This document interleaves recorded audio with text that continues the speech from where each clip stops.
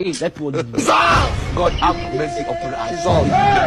Million dirriba wanta si sodaatun qabu zimettenen asfararrain bakka million dirriba maqaatu nu bada akka oromummaattis akka amantaa islaamaattis ሚሊዮን ድርባን ዱባናን እንትነጋና አድርገን ነው በሀገራችን የወንጀል ህግ አንድ ሰው ህዝብ በሚበዛበት ወይም ደግሞ በህዝብ ፊት አስቦ ነውረኛ ተግባር ወይም ደግሞ አከመከም ጅርቱ ቪዲዮ ብራቲን ወሊት ደብኔ ጅራ አኩመ ጀልቀበራቲ ኢላሉፍ ያለቲ ጀቹዳ ቪዲዮ ከነቀበዴ ዱፌ ጅራ ቪዲዮን ኩን ነሞተ ሄዱ ሪፈቺሴ ጅራ ነሞተ ሄዱ ገድሲሴ ጅራ ነሞኒ ቶኮ ቶኮስ ያደረቲ ከና አጅሩ ሀገ ጥሙራቲት ነው ጅንትራ ነሞኒ የሮ ጀልቀባፍ ገረ ቻናሊ ከናቲ ትድፍተን ሰብስክራይብ ጎዱዳን ማቲ ቻናሊ ከናታ ሁንዲ ኬሰኑ ላይክ ጎዳ እስኒፍሳል ባዳ ነባይ ነፈየዳ ያደ ኬሰን ያደ ከመዩ አተኡቲ ኮሜንቲ ጀለትና በሬሳ ጋር ቪዲዮት That was God have mercy upon us. Jesus.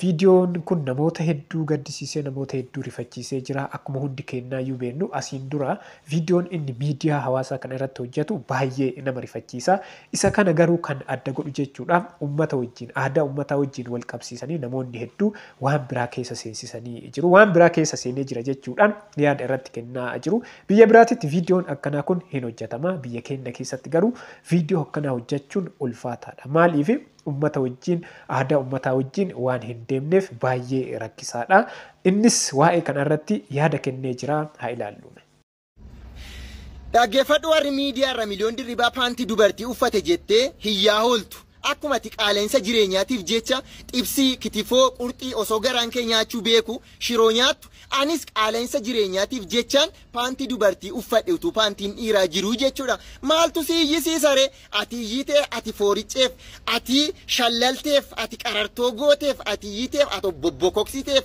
of dhidhiiteksiteef of dheeressiteef olutaalteef gadutaalteef miliyoon dirribaa wanta si sodaatun qabu zimettenen asfararrain bakka miliyoon dirribaa eenyuun bakka bu'ee jechaan jiru akka barbaadetiin hojjechuu danda'a afaan yoo ta'e immoo ni baratama miliyoon dirribaa wanta oromifaaseef oromoo miti wanta amaarifaaseef amaariyaa miti maaltu si iyyisiisare bakka uummata Itoophiyaa keessa kan haddasi godhe si maayindi maqaa oromoo balleessaa jira safuu oromoo cabsa aadaa ummata keenya wajjin hin deemu waan ta'eef waan ummanni hin jaalanne waan ummata biratti fudhatama hin qabne hojjechuun baay'ee rakkisaadha kana hubachuu barbaachisa waan inni hojjetu keessaa waan gadee wanta hojjette wanti gaariin hundiyyuu hin mul'atu wanta teet hojjette wanta xinnoo badduu sanatuyyuu keessaa fudhatamti kana jechuun immoo miidhaan irratti giddaa jechuudha kana booda ammatilaa foloorsii kuma dhibbataa gaafa qabdu atamma taalee uffattee jirta mormatti miliyoon jedhaa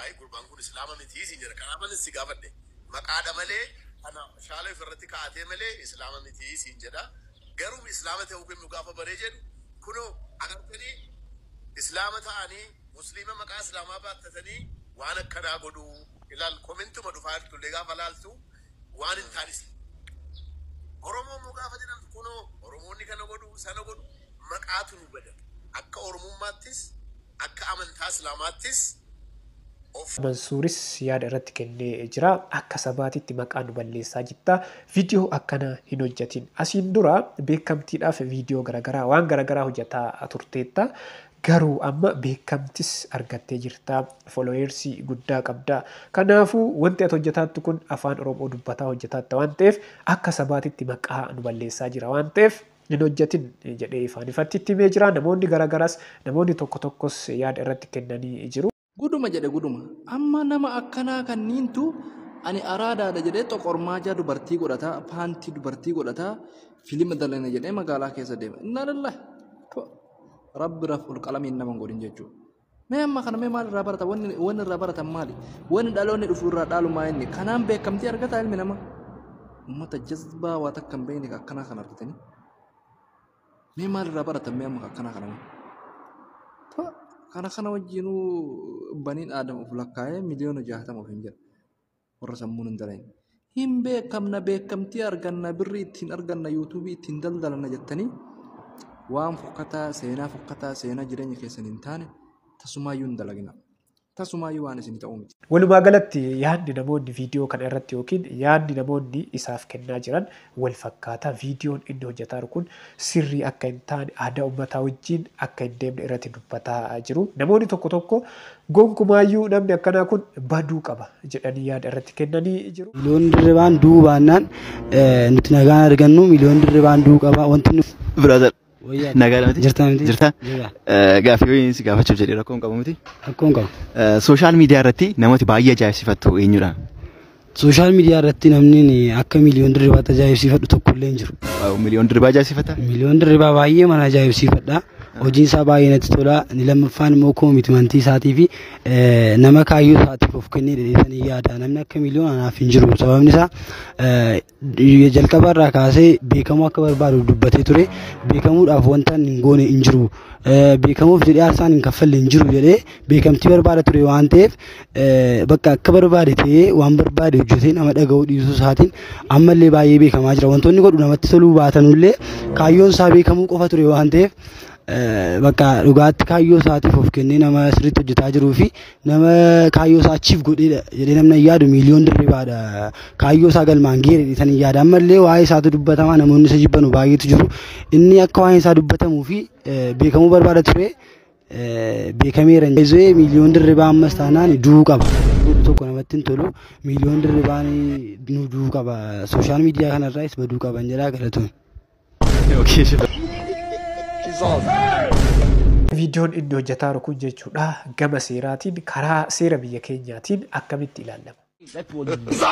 God have mercy upon us.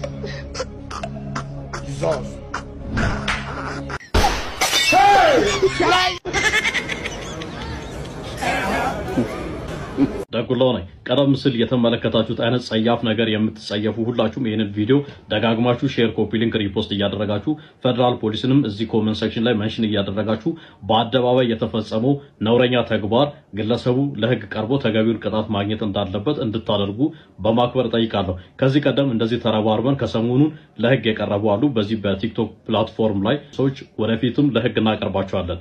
ስለሆነም ቀደም ሲል የተመለከትነው ግለሰብ የፈጸመው ወንጀል ምንድነው ብለን ጠየቅን እንደሆነ በሀገራችን የወንጀል ህግ አንድ ሰው ህዝብ በሚበዛበት ወይም ደግሞ በህዝብ ፊት አስቦ ነውረኛ ተግባር ወይም ደግሞ ለመልካም ጠባይ በብርቱ ተቃራኒ የሆነ ነገር ያደረገ እንደሆነ እስከ 1 ዓመት በሚደርስ እስራት እንደሚቀጣ ተደንግጎ የሚገኝ ስለሆነ ግለሰቡ እያደረገ ያለው ነገር በትክክል በዚህ ድንጋጌ ላይ የሚወርቅ በመሆኑ ህዝብን ከመናቅ አልፎ ፌደራል ፖሊስ ባለበት ህግ አስከባሪ ባለበት እንዲህ ያለ ነገር በመፈጸሙ ፌደራል ፖሊስ ራሱ ተንቋልና በአስቸኳይ ለህግ ቀርቦ ጠየቅ ይገባል። አመሰግናለሁ። Seera yakka biyya keenya keessatti namni yakka akkana namni gocha akkana ummata duratti hojjate adabbii haga waggaa tokko akka argatu barreeffamee argama jechuudha. Viidiyoon guyyaa har'aa kana fakkaata. Namoonni haga ammaatitti ilaaltanii maatiin ta'in maatii ta'a. Hundi keessanuu laayikii godhaa isiniif salphaadha. Ana baay'ee na fayyada. Viidiyoon kun namoota hedduu bira akka ga'u sheer godhaa. Ana wajjin viidiyoo itti aanuun wal agarraa hangasitti turtii gaarii.